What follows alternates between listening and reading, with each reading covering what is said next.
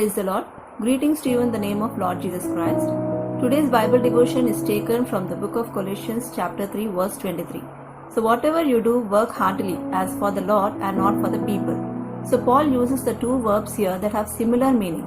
First he says whatever you do, meaning to accomplish something. Then he continues whatever you do the work, means to do your work or labor. So what this all means is that Paul is commanding us to do our work for the Lord and to do it continually, not giving up but progressing forward on into the future. So the opposite of this type of dependable labor would be being idle or not doing anything at all. We know from God's word that being idle or inactive in life which leads to hunger and suffering. So when we work, it is God's desire for us to be consistent in our life, in our work effort. So dependable work is invaluable to us in society. So when we find quality workers that demonstrate quality work, we do not want to let them go. So many of you today are successful because of the reliable work that you provide for the community. So your workers depend upon you because you have proven to them you can be trusted. So your trusted work as a Christian person honors God and brings glory to His name.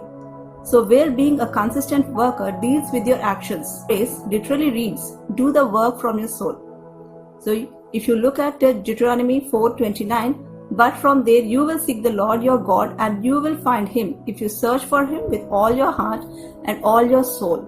So after Moses reads to Israel the commandments of God, he says, this day the Lord your God commands you to do these statutes and ordinances.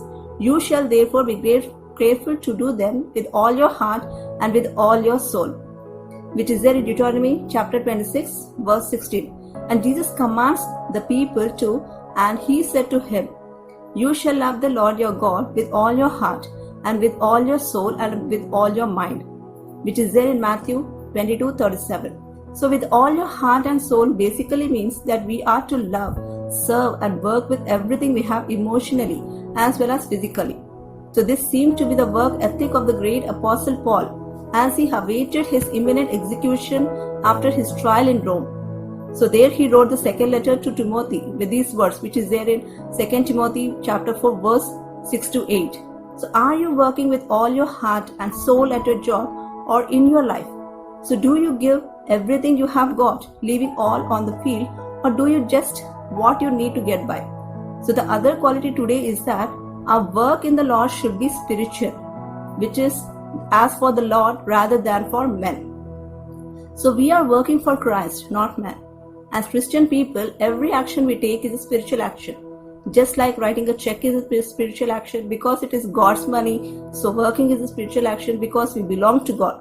In particular in 24th verse. So our joy from our work is rewarding because we are blessed by God. So we can look forward to the inheritance that we share in God with Christ, and that can be the motivation for our dedicated work in this world. So what is that reward? It is not money or fame or success, but instead it is a part of a divine inheritance.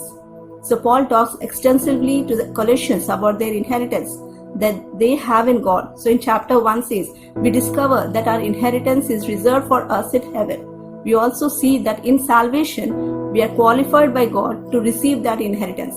So in chapter 3, we learn that part of our inheritance is being revealed in heaven with Christ in glory.